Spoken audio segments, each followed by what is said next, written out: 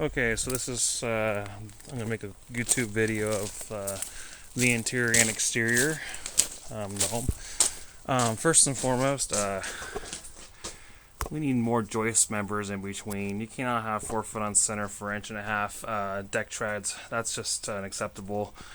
I would definitely put a request in the report for additional 2x10 pressure treated joist members. I think I counted 12 total that are going to be needed, which obviously they'll need Z hangers, and then actually they'll have to lag a ledger member in between. So, and that will just go to the rim of the house. See that that's at the ledger board is right there. So they'll have to block in between to put the. Well, I guess they could. Never mind. I'll take that back. They can just screw the Z hanger into the actual rim of the house. Okay, so I'm gonna keep going around here. There's a little bit of moisture damage up there on top. If I forget anything, it's gonna be in the report. I'm just gonna make a quick video. Okay, let's just go through here first. I did check the 220 plug. Technically, as long as that's grounded, it's fine. But in the ceiling, it's kind of, I wonder if it's asbestos tile. I'll definitely get it tested. I didn't see any issues where there's, corrosion or anything. It's in good shape. So as long as it's intact, it's not going to be an actual issue. Check the carbon monoxides. Okay, some of these doors are hair warped.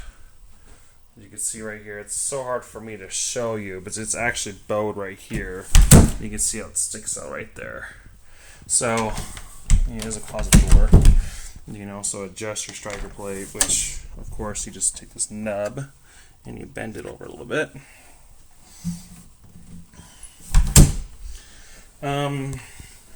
Some of this paneling stuff is a little warped. Obviously, that's just from not being properly nailed to the bottom of the sill on the inside, the mud sill.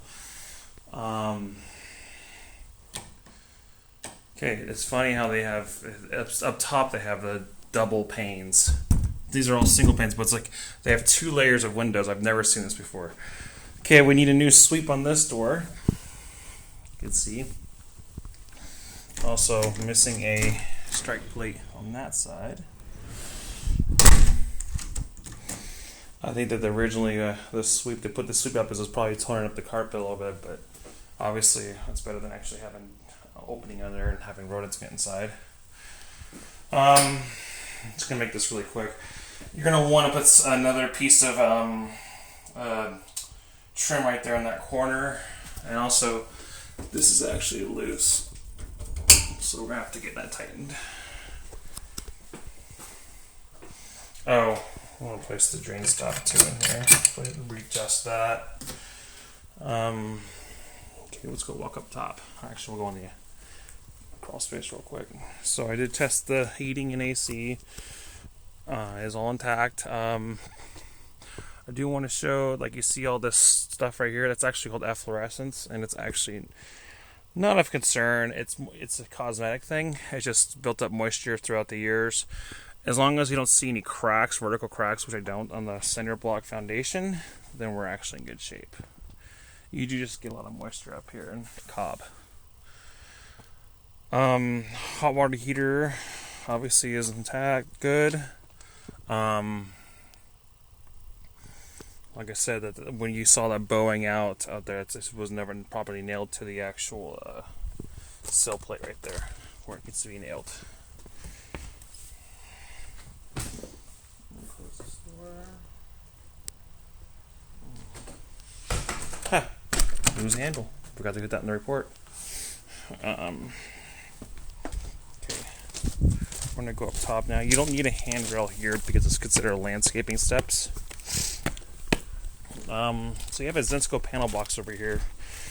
Most everyone always says it has to get replaced immediately, and it's actually in pretty good shape. There's no burn marks or any on the bus bars or anything, but it's something to look into if you wanted to replace it. But I don't see an issue in it right now.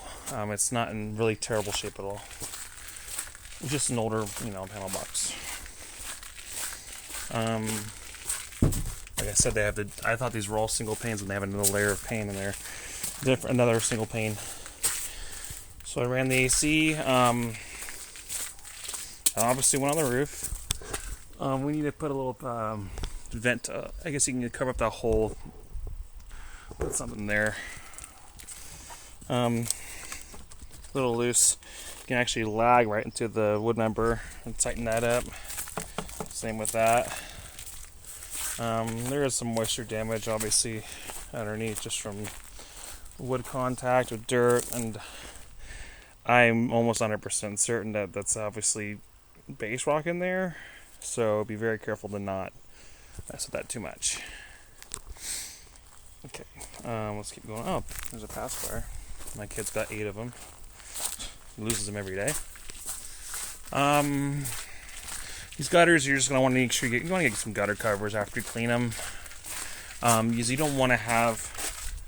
one important thing, very important, because you have a cinder block foundation. You want to always make sure this is always sealed good so water doesn't get through.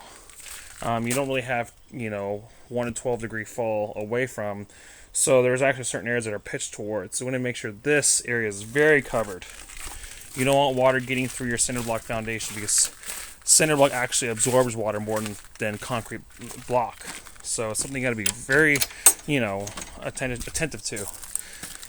Okay, you can see these handles. Obviously, this is actually interior door hinges. So actually, you can actually replace those with exterior hinges. Okay, we can keep going in here. Like I said, I'm going to show you the deck. Why we got some issues here.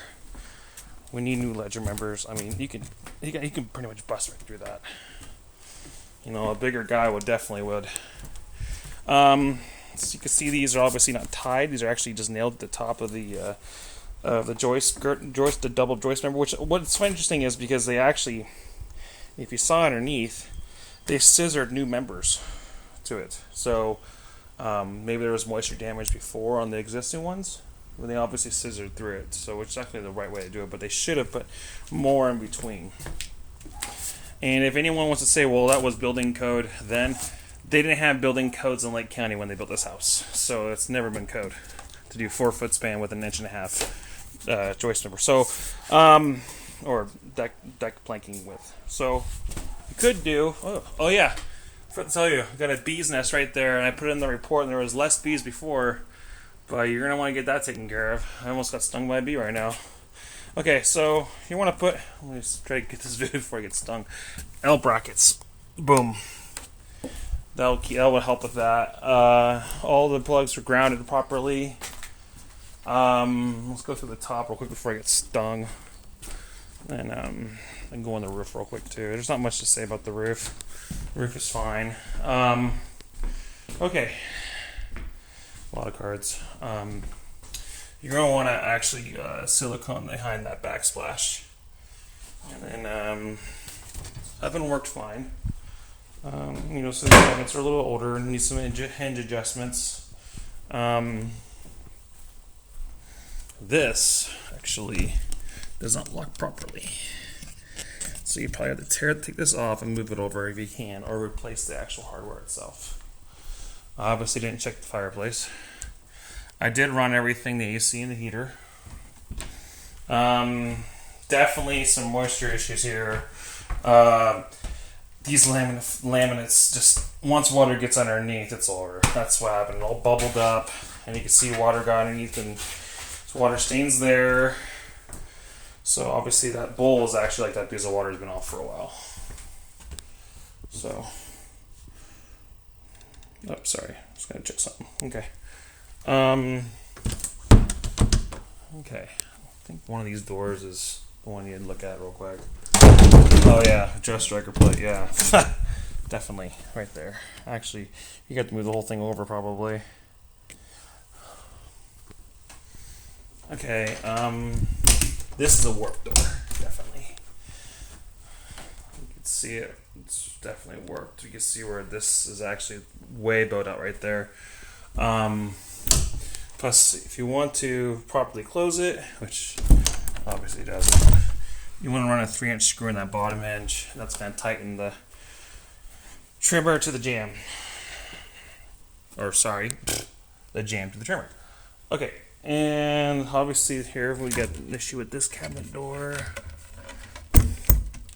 It's rubbing on the bottom right there, so you actually, yeah, right there. And then it looks like this little latch thing, whatever it was right here, is loose. So maybe once that's tightened, it would actually lock on. Okay, let's go on the roof real quick, and I'm gonna lock up. All right, brace with me. Okay, I'm just gonna. So you got galvanized flashing right there.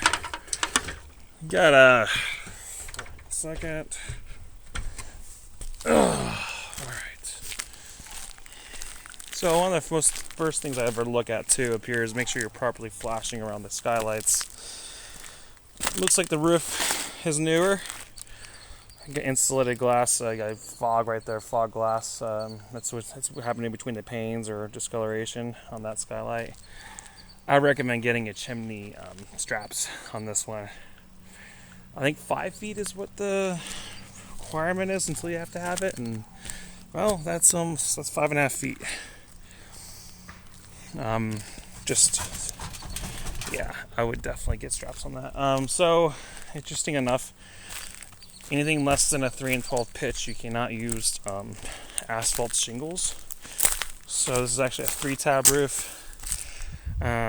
Was it can actually bring water in, but I wouldn't worry about it. It's just it's the porch cover. At least up here they have dimensional roofing, which they went over the. Yeah, it looks like they went right over the 3-tab, which you can do that. You can go right over 3-tab. I doubt that there's an actual roll starter or roll asphalt below this 3-tab. That's the only way you're able to do that. Let's go over here on this dip. Nothing structural, it's just a dip. Alright, well that's it for my video.